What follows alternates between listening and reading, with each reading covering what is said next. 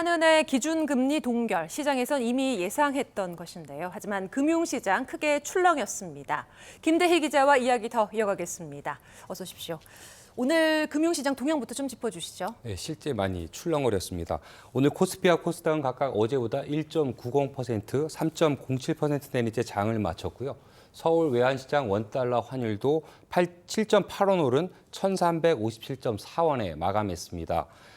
0.25%포인트 오른 이후 6회 연속으로 기준금리가 꽁꽁 묶인 겁니다.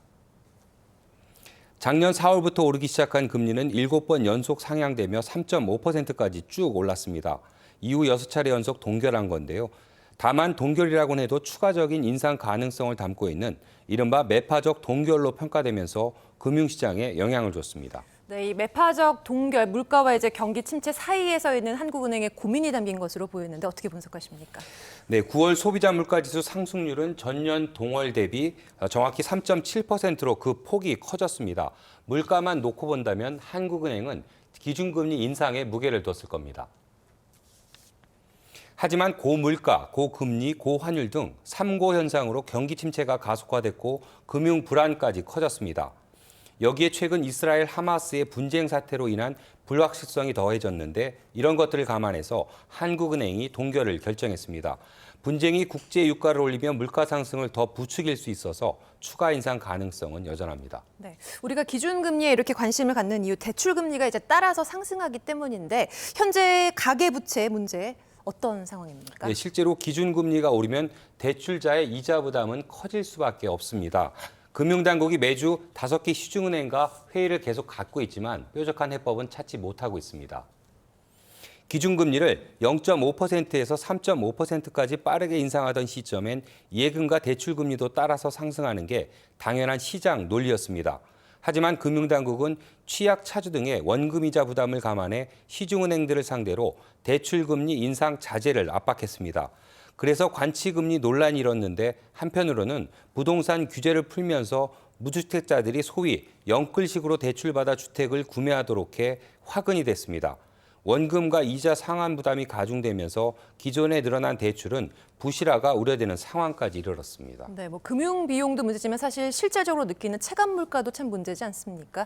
네, 실제 뭐 요즘 장 보시거나 당장 뭐 칼국수나 자장면, 국민 간식, 뭐 떡볶이 드실 때도 참 물가가 많이 올랐다 이런 말씀 참 많이 하시잖아요. 네, 농산물 가격 급등에 음식료 등 가격까지 급등했기 때문인데요. 소에서 짜내는 우유죠. 원유 역시 크게 올랐고 설탕의 원료인 사탕수수 원당 가격도 치솟았습니다. 그리고 가공식품 가격이 오르면 서비스 가격이 오르게 되는데요.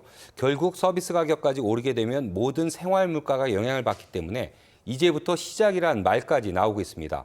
이래저래 서민들의 삶을 더 팍팍하게 만들 요인만 남은 셈입니다. 물가 이렇게 계속 오르고 한국은행에서는 금리를 이제 올릴지 내릴지 이렇게 딜레마에 빠진 상황인데 언제쯤 기준금리가 인하될 것으로 보입니까? 네, 아직은 막막한데요. 일단 미국 상황을 지켜봐야 합니다. 시장에서 빨라야 내년 하반기에나 미국 금리 인하가 인하될 것으로 기대되고 있는데요. 한미 양국의 경제가 워낙 동조화돼 있기 때문에 우리 기준금리가 내려가는 상황 역시 비슷할 수밖에 없습니다. 국내 증권사들의 분석 결과도 비슷합니다. 가계부채와 소비 부진으로 동결이 오래 갈 것이라고 예측했고 대부분 금리 변화 명분이 부족하다고 진단했습니다. 현대차 증권 등은 내년 하반기나 돼야 기준금리가 떨어질 것으로 내다봤고 대부분 증권사들이 연내 금리 인하 기대감은 이미 물 건너갔다는 평가를 내렸습니다. 네, 그런데 이런 가운데 정부는 향후 이제 경기 상황에 대한 낙관론을 펼치고 있습니다. 하지만 개선의 기미가 보이지 않아서 답답한데 좀 더 시원한 해법 기대해 보도록 하겠습니다. 김대희 기자와 함께했습니다.